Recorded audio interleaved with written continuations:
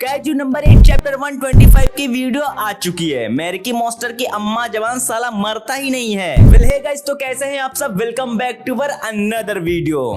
मेरी पिछली वाली वीडियो को शीशा कंपनी ने स्ट्राइक मार के डिलीट करवा दिया। यस गाइस, मैंने आप सबको बताया नहीं, चैप्टर 125 की वीडियो पर स्ट्राइक लग चुकी है, जिसकी वजह से वो वीडियो अब डिलीट हो चुकी है। बट टेंशन नॉट गाइस, मैंने हिम्मत नहीं हारी है। आई डोंट नो कि व्हाई, मुझे दुख भी हो रहा है और मजा भी आ रहा है। मैं मांगा पैनल्स को कम से कम दिखाने की कोशिश करूंगा, क्योंकि उन्हीं मांगा पैनल्स की वजह से मुझे स्ट्राइक लगी है और मैं उसके लिए पहले से आप सबसे माफी मांगता हूं। पिछले वाले चैप्टर में हमने देखा था कि किकोरू मेगा मॉन्स्टर को शूट करने वाली होती है, और इस वाले चैप्टर में हम देखते हैं कि किकोरू ने उसे शूट भी किया, बट इससे उसको कुछ फर्क ही नहीं पड़ा। He is still standing like बाहुली मॉन्स्टर की तरह। मेगा मॉन्स्टर ने ना सिर्फ किकोरू के अटैक को झेला था, बल्कि उसने काफ्का के हाई ब्रूट फोर्स पंचेस को बड़े इजीली ब्लॉक किया था। इस बैटल में एक अच्छी बात यह थी कि काफ्का मेगा मॉन्स्टर के स्लाइसिंग मेथड को बड़े इजीली डॉज कर पा रहा था और उसे क्लियरली देख भी पा रहा था। काफ्का वापस से मेगा मॉन्स्टर के ऊपर एक जोरदार अटैक करता है, जिसका असर कहीं न कहीं हमें दिखाई दे रहा था। होशिना शॉक हो जाता है किकोरू के इस रूप को देखने के बाद, जो होल्ड बैक ही नहीं कर रही थी। मेरिकी मेगा मॉन्स्टर के पास काइजू नंबर 9 की एबिलिटीज भी थी, जिसकी वजह से वो काफ्का के सभी अटैक्स को बड़े इजीली ब्लॉक कर पा रहा था। उसने अपने कोर को छुपाने के लिए कंप्रेसिंग शील्ड को बनाया, सेम लाइक काइजू नंबर 9 की तरह। सब हैरानी में थे कि आखिर हम इसको कैसे खत्म करें, जिस मॉन्स्टर के कोर का उन्हें कुछ पता ही नहीं है। और तभी एंड मूवमेंट पर वहां पर मीना आश्रो एंट्री मारती है। उसने कहा कि लीव दैट टू मी, ये सब कुछ तुम मुझ पे छोड़ दो। मीना आश्रो ने कहा कि मैं इसके ऊपर अपने किरानोस से फायर करने वाली हूँ। भाई साहब, मीना ने जैसे ये नाम लिया, सबकी हालत खराब हो जाती है, खास करके काफ्का की। उसने नमूना देखा था इस वेपन का।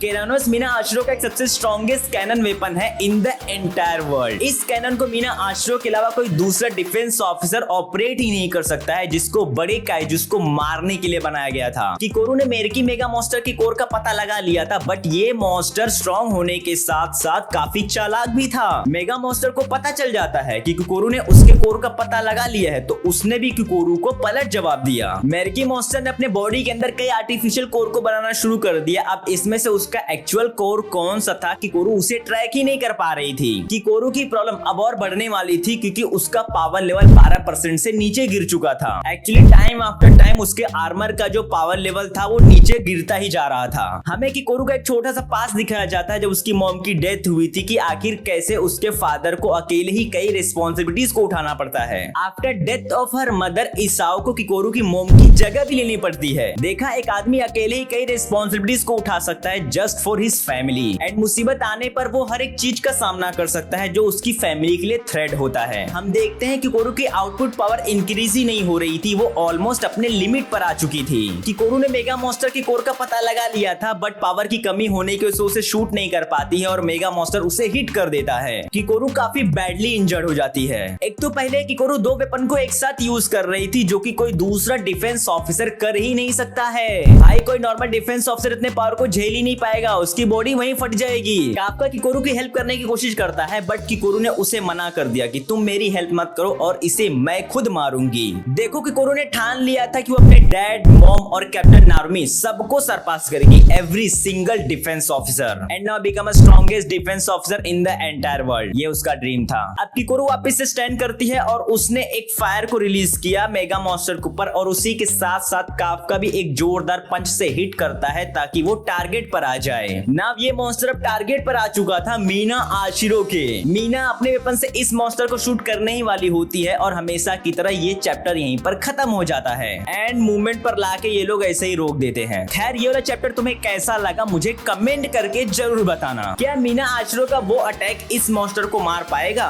वैसे मुझे तो लगता है कि नहीं मार पाएगा, बाकी तुम्हें क्या लगता है कमेंट जरूर करना। सो गाइस, मिलते हैं अपने नेक्स्ट वीडियो में। सायोनारा, टिल देन स्टे शिनोबी।